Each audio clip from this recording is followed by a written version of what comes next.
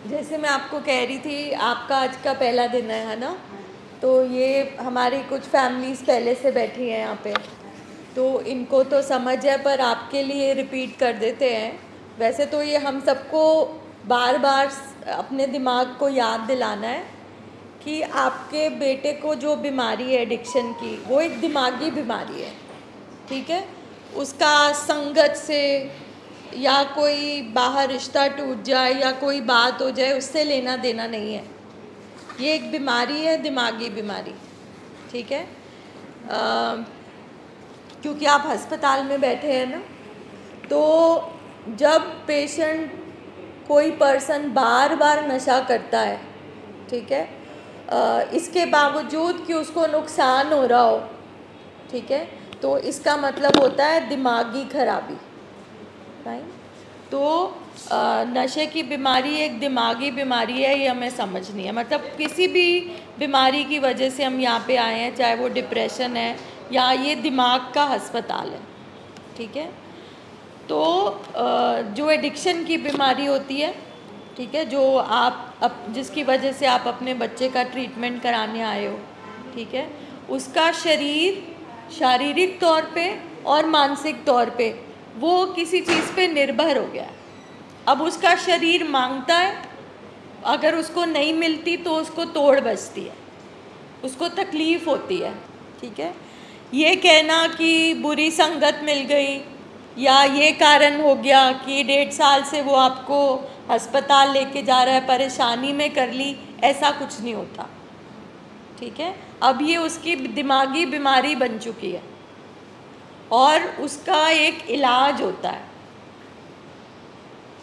जो हमें समझना है और करवाना है, ठीक है?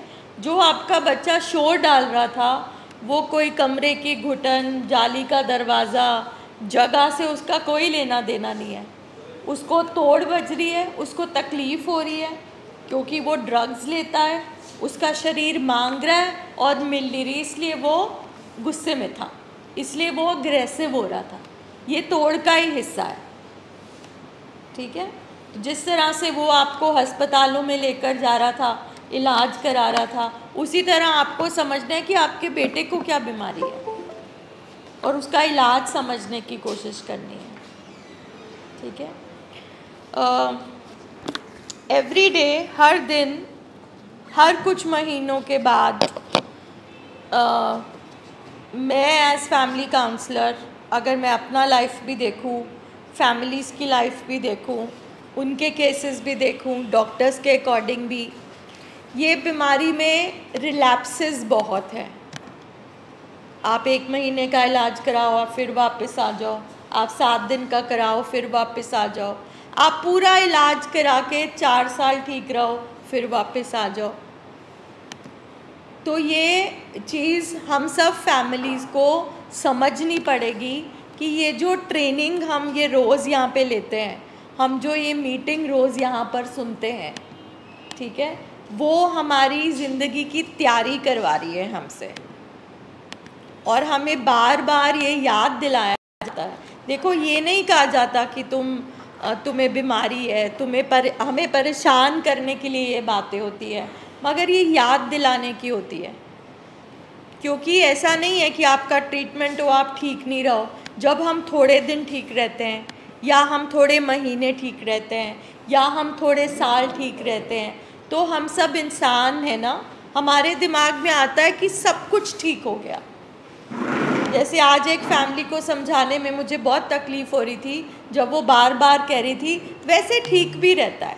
तो जब मैं उनसे बार बार पूछ रही थी ठीक का क्या मतलब है, तो वो समझा नहीं पा रहे थे। तो ये हमें याद रखना है कि जैसे डायबिटिक जो पेशेंट है, अगर उसकी 6-7 महीने शुगर ठीक रहे, तो इसका मतलब ये नहीं है कि वो डायबिटिक पेशेंट नहीं है। बिल्कुल उसी तरह से जो दिमागी बीमारी का मरीज़ है, अगर वो कुछ महीने, कुछ साल ठीक रहता है, इसका मतलब ये नहीं है कि उसकी बीमारी ख़त्म हो गई। इसका मतलब है कि वो उसका रिलैप्स मैनेजमेंट चल रहा है, वो रिकवरी में है। ये वाली बात हमें अपने अंदर बिठानी स्पेशली फैमिली को भी हमें ये सारी चीज़ें समझनी पड़ेंगी। चाहे वो डिप्रेशन के पेशेंट हो, फैमिली अक्सर पूछती है थोड़ा सा ठीक होने पर दवाइयाँ कब तक चलेंगी, फॉलोअप कब तक चलेंगे। तो ये एक जो पहाड़े की तरह हम अपने आप को याद दिलाते हैं ना, ये हमें याद दिलाना पड़ेगा कि ये बीमारी हमारे अंदर है। हमें कुछ चीज़ों का ज़िंदगी में ख्याल रखना है। अगर हम वो फॉलो करेंगे तो हम ठीक रहेंगे और रिकवरी में रहेंगे। दूसरी बात, जैसे आज लिखा है कोडिपेंडेंसी, एक तो हमें दिमागी बीमारी मिल गई अपने घर में, ऊपर से हमें ये पता ही नहीं कि जो साथ में हम रहते हैं हम कितना बीमार हैं, हमारी वजह से वो बीमारी कितनी बढ़ रही है। हम अपने कौन सी हरकतों से, कौन से बिहेवियर से अपने फैमिली में का जो मेंबर है जो बीमार है उसकी बीमारी को बढ़ावा देते जा रहे हैं। एडिक्शन तो समझ में आ गई, हॉस्पिटल में जब हम आए आइडेंटिफाई हो गया हमारा पेशेंट कि इसके बीमारी के ये लक्षण है, ये बीमार है। मगर इसके साथ ये जो कोडिपेंडेंसी की बीमारी है ना, जिसको शैडो इलनेस बोलते हैं, इसका मतलब है सह निर्भरता, कि अगर हमारा पेशेंट नशे पे निर्भर है तो हम अपने पेशेंट पे निर्भर हैं। ठीक है, जैसे आपका बेटा सो रहा है, उसको दवाई दी है, आप पूरा टाइम बाहर बैठ के उसके बारे में ही सोच रहे हो, और जब वो उठेगा तो वो नशे के बारे में सोचेगा, हम अपने पेशेंट के बारे में सोचते रहेंगे। तो इस बीमारी के सफ़र में कब हम एक दूसरे से ऐसे जुड़ जाते हैं कि हमें पता ही नहीं चलता कि हम भी बीमारों वाली हरकतें कर रहे होते हैं। हम बीमार की तरह सो रहे होते हैं, कभी नींद आती है, कभी नहीं आती, कभी भूख लगती है, कभी भूख नहीं लगती। तो ये वाली जो चीज़ें हैं कोडिपेंडेंसी, ये एक बहुत बड़ा कारण है जिसकी वजह से हमारे घर में रिकवरी नहीं हो पाती।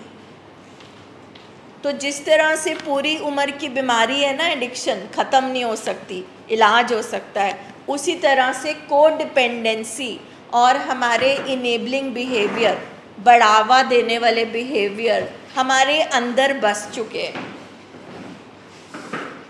तो जब तक हम ये इनेबलिंग बिहेवियर्स और कोडिपेंडेंसी नहीं समझेंगे, हमारे घर में रिकवरी नहीं आ सकती। कहने का मतलब है बीमार पेशेंट के साथ साथ हम भी बीमार हैं, और परिवार को अपनी बीमारी पहचानने में बड़ी मुश्किल होती है, क्योंकि जब एक माँ को बोला जाता है अपने बच्चे को ज़्यादा लाड प्यार मत कर, है ना, तो उसको लगता है ये तो सही बात है, अगर मैं बच्चे से लाड प्यार नहीं करूँगी, ये तो मैंने सीखा है, ये तो हमारे समाज में होता है। तो मगर अगर बोला जाता है ज़रूरत से ज़्यादा लाड प्यार मत करो, तुम उसके छोटे छोटे काम मत करो, तो माँ को बहुत तकलीफ़ होती है।